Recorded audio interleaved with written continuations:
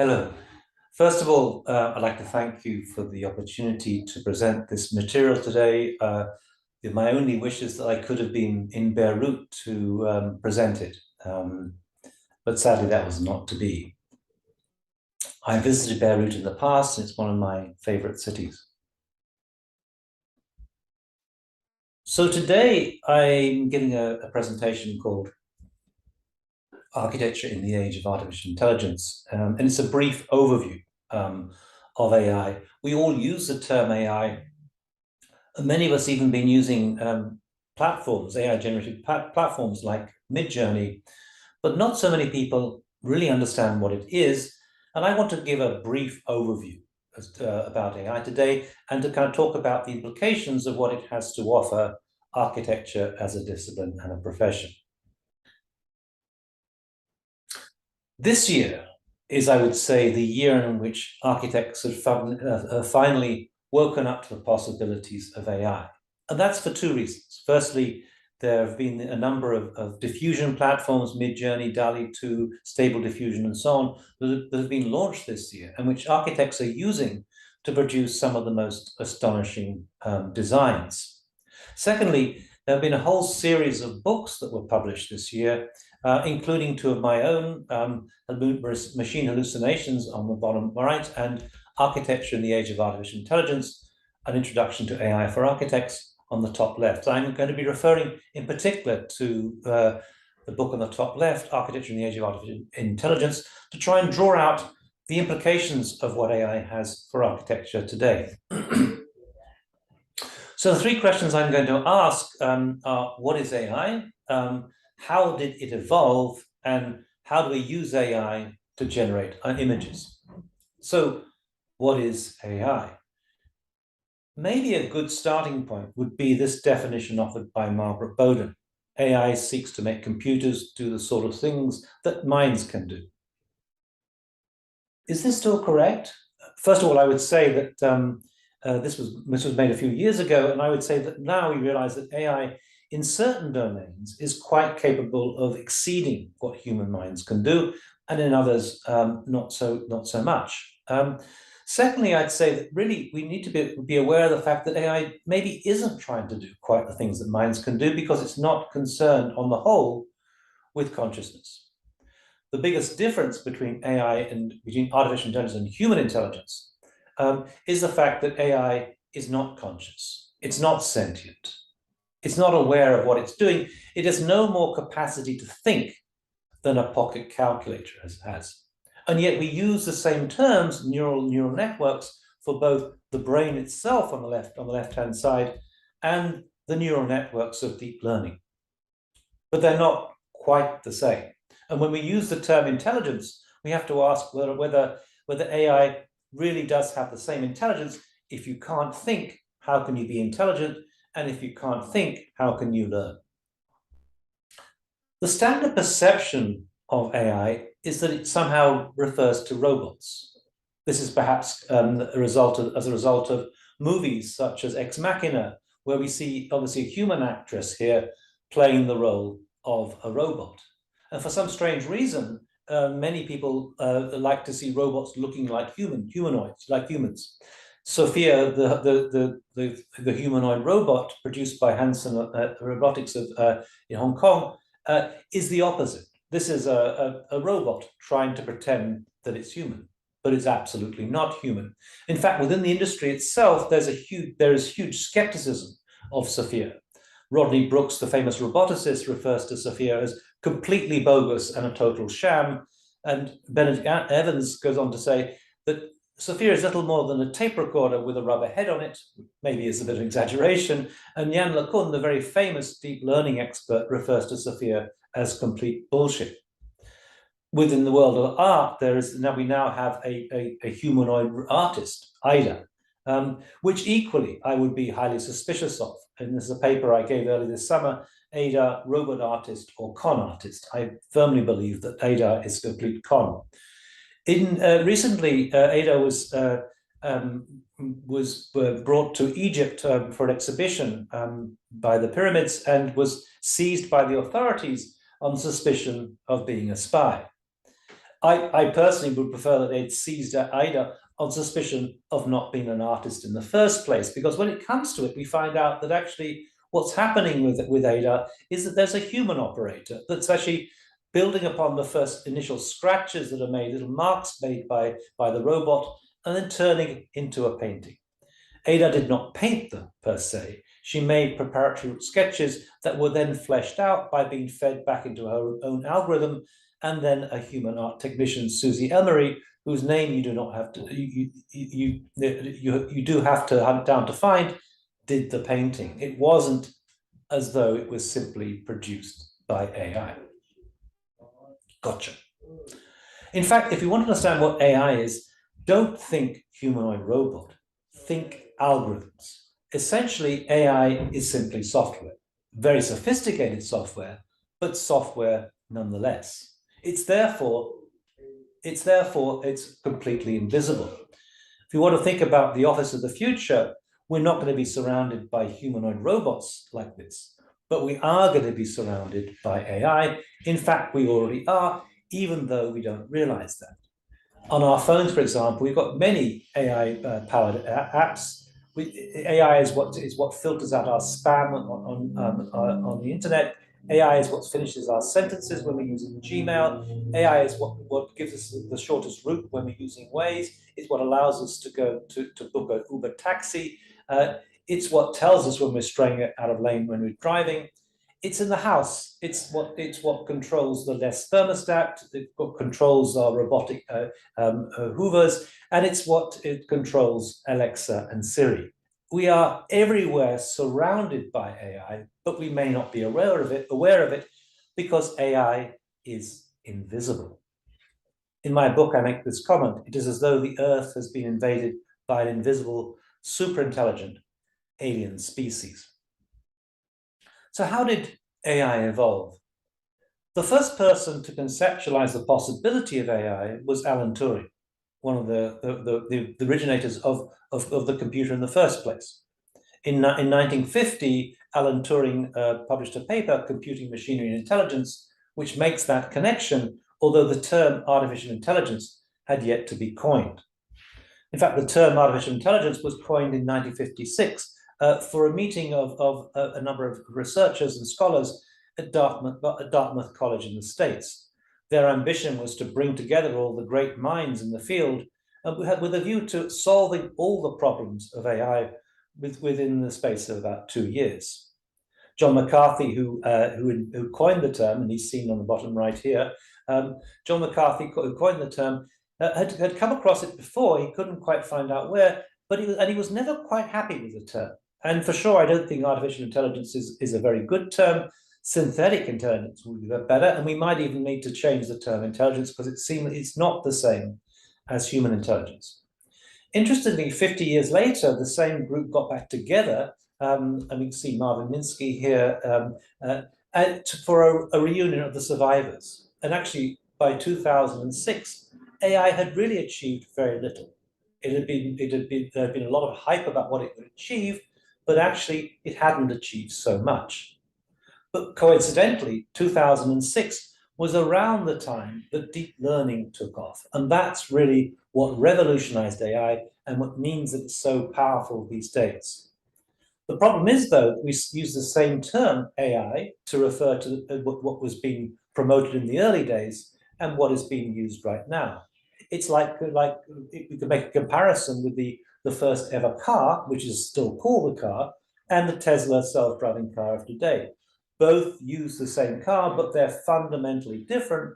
And likewise, in the domain of AI, there is a huge difference between the very early use of AI and what we're using right now.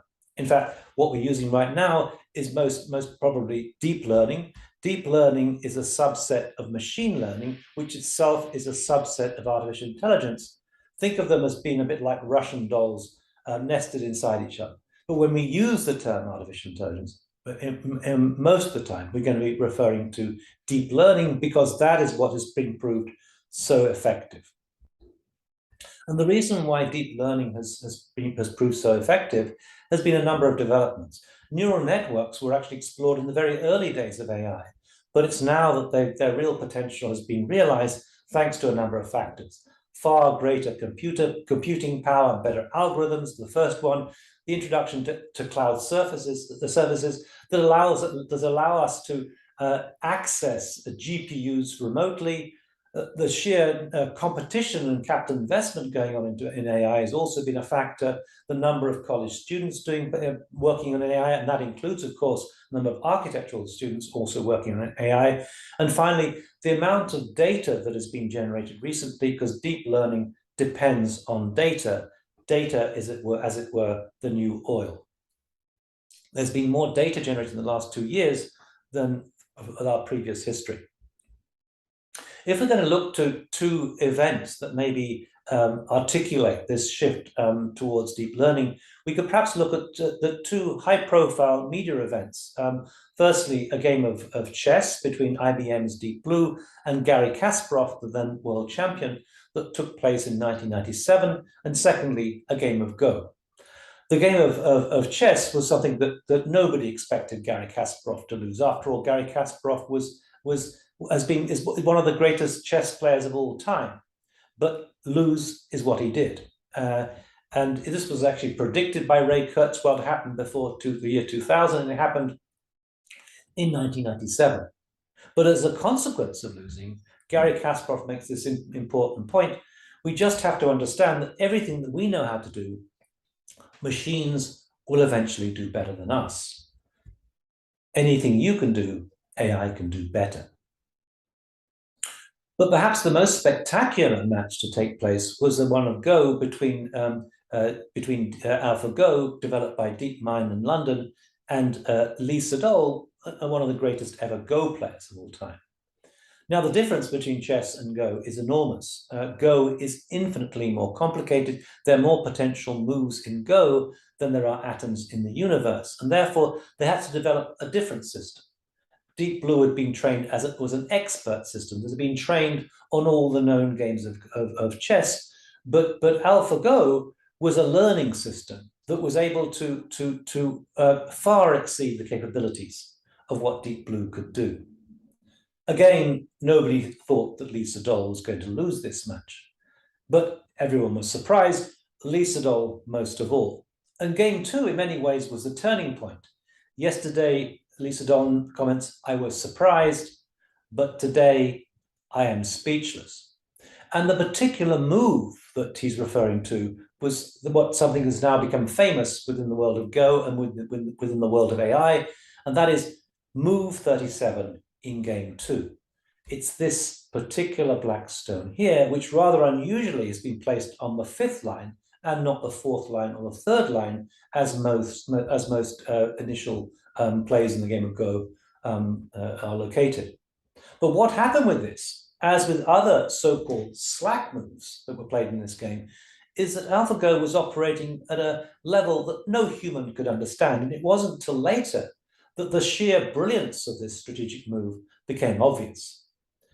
And 100 moves later, in fact, this stone here connected with these two stones here, as though it had been predicted, and AlphaGo won this match. But the fact that no human was able to recognize this is highly significant. AlphaGo was operating at a level that no human could comprehend. In fact, some of the commentators that day thought that it was a mistake. From the Google team was talking about is this kind of evaluation value. That's a very surprising move. I thought it was a mistake. But it was no mistake. Later on, Lee Sedol was to come up with a comment. AlphaGo showed us that moves humans may have thought are creative were actually conventional. And this game had a huge impact on the world itself. Kai-Fu Lee writes about it in his book AI Superpowers, comparing China to Silicon Valley. And he makes the comment, this was the Sputnik moment for China. China is a Go-playing nation, and there were millions watching this particular match.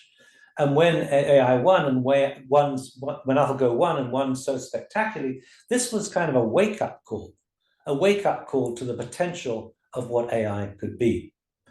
Kai-Fu Lee refers to this as a Sputnik moment. The original Sputnik moment was in 1957, when the Soviet Union sent a satellite into space for the first time. And the Americans realized that they were behind in the space race. This led to the formation of NASA, and the rest, of course, is history. But it was a wake-up call for all the Go-playing nations in the world. But if AlphaGo was spectacular, the next generation, AlphaGo Zero, was even more spectacular. AlphaGo Zero played 100 matches against AlphaGo and beat it 100 games to 0. What's more, it was able to teach itself Go without knowing the games, the rules of the game of Go, using reinforcement learning. Now, if that's not spectacular enough, it's the speed at which it taught itself that is so remarkable. AlphaGo Zero played 4.9 million games of Go against itself in 3 days. Now, that sounds a lot, but when you think about it, that represents 20 games of Go per second. Now, this hummingbird, which admittedly has been slowed down, is beating its wings at approximately 3 beats per second in this video. Imagine something 7 times as fast. It's simply incomprehensible how powerful AI can be. And most people don't realize that. They somehow think that nothing could be superior to human beings, Jack Ma being one example. I never in my life say human beings will be controlled by machines. It's impossible. Human beings can never create another thing that is smarter than human beings. Elon Musk disagrees. I very much disagree with that. The biggest mistake I see people making is to assume they're smart. People underestimate the capability of AI. They sort of think it's like a smart human, but it's going to be much smarter than the smartest human you will ever know. And we won't even be able to understand it. It will be able to operate at a level beyond that which we can operate. And one can think about this maybe by comparison with, let's say, a dog that's able to smell or hear things well beyond the threshold that humans can smell or hear things. So how exactly does AI generate images? I want to just take you through the shift that's been happening between what are referred to as GANs, generative adversarial networks, and diffusion platforms that have just been released this year and which are transforming the world of design. But let me start at the beginning. Makoto Watanabe is a famous computer architect, computational architect from Japan, and he makes the kind of comment that probably was quite common, held by many people at the time. Machines are better than people at solving complex problems with many intertwined conditions. In that realm, people are no match for machines, but people are the only ones who can create an image that does not yet exist. Machines do not have dreams.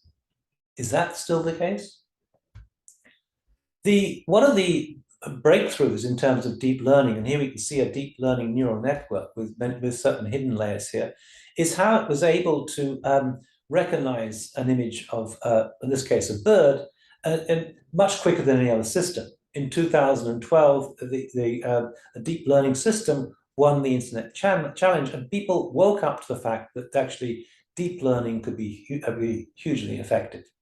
What happens here is basically these are neurons and these are synapses joining the neurons, and the flow of information goes from left to right, governed by the weights on each of the synapses that control the flow of information. These can be adjusted over time, but through a process called backpropagation, and eventually it will recognize that this is a bird. It will never be 100% sure. It'll always be 99% sure at best, but it'll be able to recognize the bird. And that was a huge breakthrough at the time. But a few years later, they began to realize that actually this process could operate in the opposite direction. In other words, you could start with the concept of the word bird and generate an image of a bird, which of course had been the holy grail of computer science for many years. So what this suggests in some ways is that the process of generation, of creation of image, is somehow the opposite of the process of interpretation. And one can see how maybe architects often are either designers or they're theorists, but seldom both, because it would seem that this process operates in a different direction. The first attempts to do this produced what became known as Deep Dream, a somewhat trippy set of images that had been using a neural network trained on a certain set of data. In this case, it would appear to be dogs and serpents or snakes and maybe an oil lamp or something, and it reads these into everything that it sees. But because certain information has been lost, the picture is pose invariant. In other words, the images are not in their correct place, and you get this extraordinary, rather trippy, hallucinatory image. But this process was much improved by the development of GANs, generative adversarial networks, that were invented by Ian Goodfellow. And the way that a GAN works is they're two separate neural networks, as it were, competing against each other, generative adversarial networks. There's a generator on the left here that is taking random noise and producing images that the discriminator is then judging against the data set. If the discriminator thinks it's of a high enough standard, it will accept it. If not, it will reject it. And as a result of that, the discriminator effectively trains the generator and improves it. And eventually you can take away the discriminator and the generator will operate at a high standard. But equally, what is often overlooked is that the generator is also training the discriminator in order to be about the questions of creativity itself. What happened as a result of that is that GANs were able to produce some astonishing images, and in this case, of people who do not exist. So in many ways, it disproved Makoto Samuel Watanabe's comment. It disproved him and showed that the AI could produce images of people who do not exist. In fact, there is a website you can go to, This Person Does Not Exist, where every time you refresh the browser, you will get a very realistic image of a person. What is happening here is that clearly they're training on a data set of faces of Hollywood actors or something, and then it's creating each time a completely different image of someone who doesn't exist. It wasn't long, of course, before architects began to pick up on this. This is the work of Wan Yu He of XCool, where she is hallucinating buildings. They're only two-dimensional images of buildings, they're not three-dimensional buildings, but nonetheless, it's using GANs. She's using GANs to generate buildings. This building does not exist. And it wasn't long before architects were really using GANs in a very precise way. This is the work of Refik Anadol. Refik Anadol is a media artist from Turkey who is not an architect, but he uses uses buildings as both his data and also his canvas, in that he often projects his images, his videos onto buildings. And in this case, he's taking the data set of the work of Zaha Hadid architects and is basically uploading thousands upon thousands of images of that data set into the system and then using it to hallucinate other possible buildings. I think you can see in this particular image, there must be a number of images of Zaha's Soho building in Beijing. And this is effectively, I think, the first example, it comes from 2019, the first example of using style GANs to hallucinate a design of a building.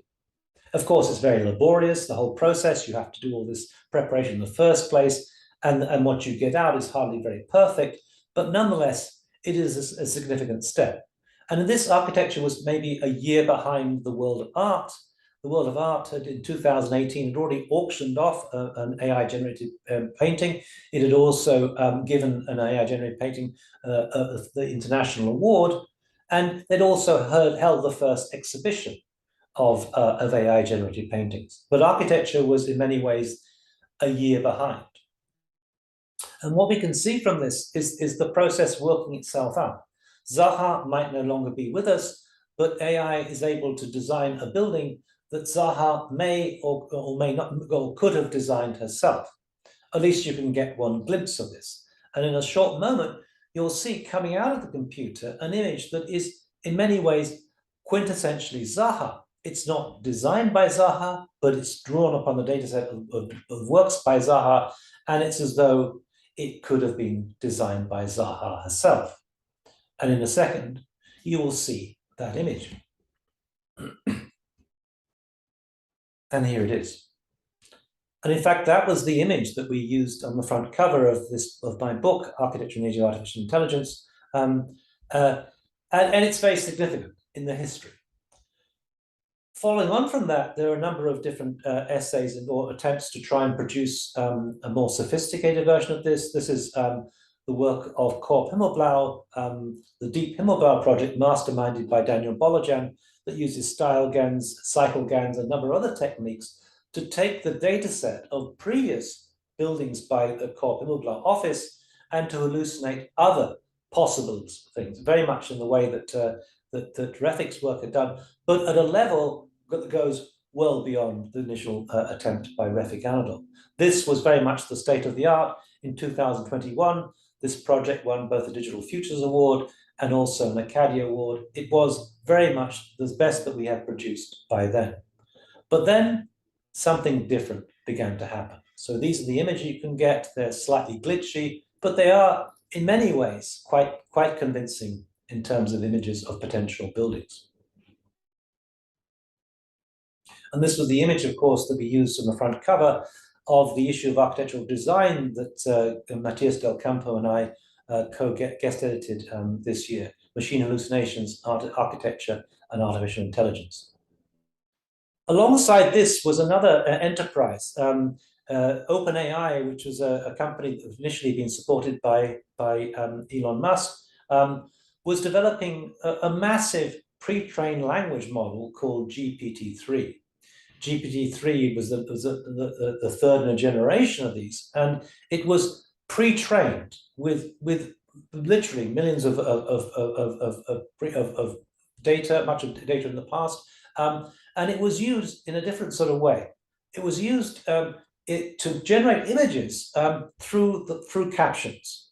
On the internet, there are plenty of images that are connected with text through captions. And what you can do with this process, which uses a kind of a Markov chain network that generates Gaussian noise that disrupts an image and therefore allows prompts the AI to go and repair it, a very, very different process to the generative adversarial network. What you're able to do is to search and synthesize data from the internet. So in this particular case, there has never been an astronaut who's ridden a horse before, at least we don't have photographs of it, and yet you can take that and put a prompt in that allows this to then produce an image of what an astronaut would do had an astronaut been riding a horse. This was really quite shocking to those who first saw it, and there are many other examples. A cat dressed as the French Emperor Napoleon holding a piece of cheese. The text at the top is maybe not so convincing, but the image itself is. Or this one, oil painting of a teenager texting her boyfriend, beautiful lighting, Caravaggio, 1580. Clearly, there were no cell phones in the time of Caravaggio, and yet you can search and synthesize an image as though there were. Then came what Patrick Schumacher has described as the Sputnik moment for architecture, when we were able to use this system to generate DALI 2 to generate images of buildings. In fact, Zaha Hadid architects had access to the system before it had been released to the general public because Refik Anadol had been given permission to test it out. And he went through a series of explorations with Zaha Hadid architects where they began to hallucinate buildings that become really very convincing and are definitely much better than anything that we could have generated using GANs. So the office itself is able to generate Zaha buildings, even though Zaha is no longer here. But what's more, we are able to generate Zaha buildings. Even if we don't work for the office, we can use Zaha in the prompt and generate this. This is actually Midjourney, which has become more popular than DALI 2 with most architects. And you can see how this particular hotel room can be generated in the style of Zaha Hadid. And you even get these little pictures positioned on the wall. The lighting is fairly effective, as indeed are the reflections on the marble floor. And it is remarkable what you can achieve and generate seemingly Zaha-like images very quickly as a result of using this particular kind of system. And then the other possibilities, this is another interior also using Midjourney. And of course, there are other possibilities, maybe more sort of Gehry-like, but you can produce art galleries and buildings and so on using Midjourney that they can look extremely convincing and realistic. This is why everybody is shocked by Midjourney and how effective and how powerful it can be as a tool. It doesn't have to be kind of a Zaha building, a kind of a freeform building. It could be a kind of minimalist, modernist building. This is an image that was generated by Midjourney based on a prompt about a minimalist villa in the Swiss Alps. And you can see in the background a very convincing profile of the Swiss Alps, and you can see how the reflections operate here in the water. Now, of course, in fact, Midjourney doesn't really know what the reflections should be because it has no three-dimensional conception of what we're dealing with. But nonetheless, it can produce a fairly convincing effect of a reflection. This is a study about the Office of the Future, where, again, remarkable things come out. But what is interesting about this, if you look closely, what you read as chairs, you then realize there are no legs to these chairs, that actually there are no legs to the table either. But somehow what's interesting is that the eye somehow reads that into it as though it is there. Likewise, this kind of image, we're not quite sure where the end of the office is or how this chair is supported, but nonetheless, we read it as though it is supported. This is a series of furniture, of sofas that I generated using Midjourney. And what I always try and do is to include something in the prompt that destabilizes the initial prompt. In this case, I used a particular frog. Now, it works a bit like a grit in the oyster, in a sense. It kind of, this is what produces the pearl. It sort of moves it into kind of a radical new dimension.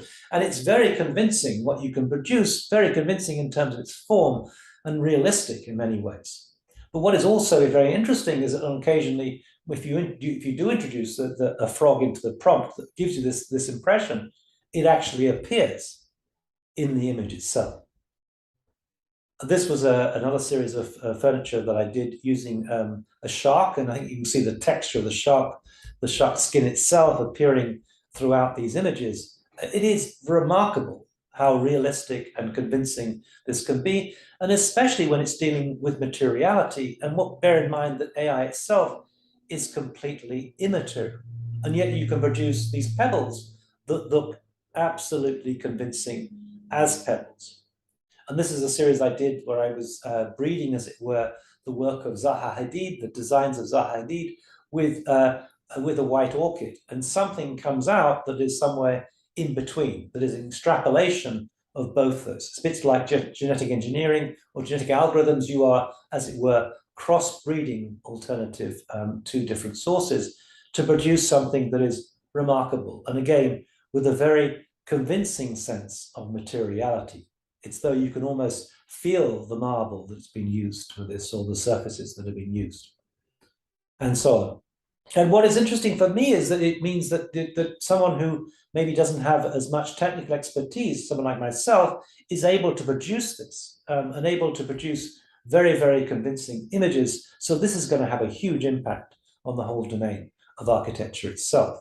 This was a project that I did that used the term cocoon, that has cocoons everywhere, as it were, but nonetheless expanding the possibilities of what we can imagine, increasing the range, operating, as it were, a bit like a kind of a muse, inspiring us. We are writing the prompts, but AI is prompting us.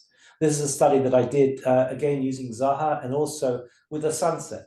And what it cast it in a desert setting to begin with, and out of the sand dunes and things, something begins to emerge that over time, as you go through the iterations, and there were 25 or so iterations in this project, allows certain buildings to, as it were, emerge from the desert itself in a radically new and fascinating way, producing forms that we hadn't come across before and opening up the possibilities of what architecture might be. We should see it, therefore, as a kind of prosthesis to the human imagination that allows us to do much more than we could in the past. And it's not so much a question of humans competing against AI, so much as humans using AI competing against other humans who aren't using AI. That seems to be the way in which we're operating today. This was a series that was made by breeding Zaha Hadid architects with a thundercloud.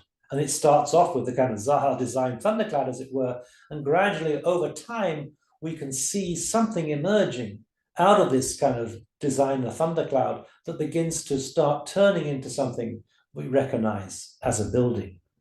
And this is part of the process of what happens when you work with Midjourney. You can iterate, and eventually it'll get more and more refined and more building-like as we go.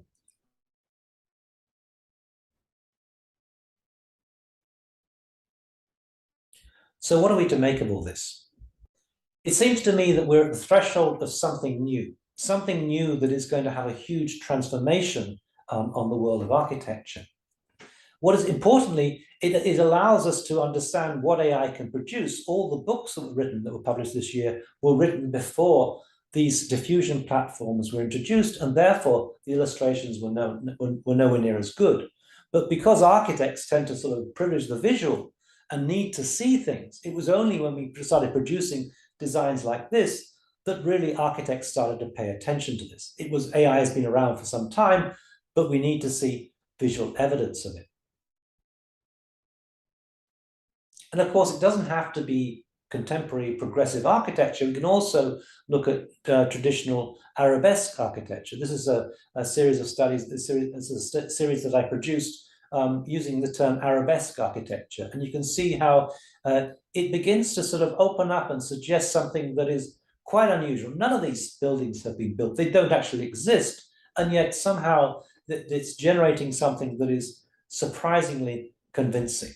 It can be anything. It can be a modernist building, a free-form building, it can be a traditional building, or indeed it can be a very progressive building. It seems to me that this last has shaken architects. These techniques have convinced architects of the possibility that AI is going to have a huge impact on the world outside. So we shift from the GANs to the diffusion models, and the speed at which we can operate and the sophistication at which we can operate is greatly enhanced. I'm left thinking, though, that really there is much more in the pipeline, as it were. There is much more that has been produced, because that's the software that's going to be available in 3 to 5 years' time is already in production, as it were. And in 3 to 5 years' time, the world of architecture will be radically different.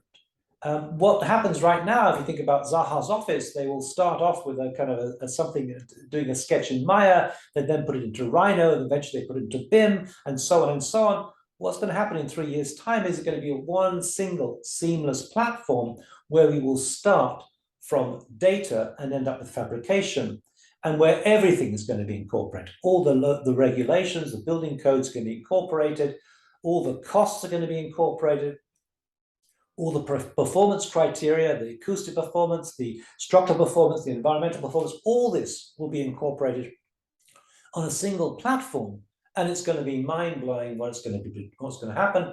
BIM will be over. And this is the point. So I'm going to sort of include this comment here from Alan Turing. This is only a foretaste of what is to come and a shadow of what is going to be. And I think we can take this and say that Midjourney and DALL-E are themselves just a foretaste of what is to come and a shadow of what it's going to be. If there are two models we need to think about in terms of the future of architecture itself, is possibly the game of AlphaGo and the self-driving car. Interestingly, the observations about AlphaGo and Move 37 are borne out in the way that some of the AI software, in this case SpaceMaker AI, has been performing. This might seem a fairly conventional design in terms of its layout, but the technique used for it, using SpaceMaker AI, was radically different. And what is interesting also is that Harvard Hochland comments that actually what's happening here is very similar to AlphaGo. Things that we couldn't have conceived of, the AI is generating. It's much smarter than we are, and even though you have a room full of very qualified architects, it can produce solutions that are more effective than any of them would have thought about. But importantly also, it's clear that clients are beginning to say that they want their architects to use AI. It's very clear that in the future, AI will be part of the office itself. No one will be able to operate without AI. It's what will guarantee for the client the maximum return on the investment. That's why the client wants the architect to use AI. AI will be a game changer in how the office of the future operates.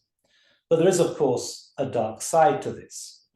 In 2019, Lee Sedol, who'd been beaten so convincingly by AlphaGo, gave up the game of Go with the comment, "This is an entity that cannot be defeated." And if you look at the example of the self-driving car, there are also lessons to be learned here. In his book about the future of AI, Toby Walsh makes this prediction: we won't be allowed to drive cars anymore, and we will not even notice or care. So what does he mean by this? What he's suggesting is that self-driving cars will come along, we'll find them very convenient, and we'll use them more and more. But as a result of that, we will start losing our driving skills. So insurance premiums will go up, and of course, self-driving cars will become way more reliable than humans could ever be. Insurance premiums will go up, and eventually we'll just give it up completely because it's so expensive to drive and just use a self-driving car, and we won't even notice or care.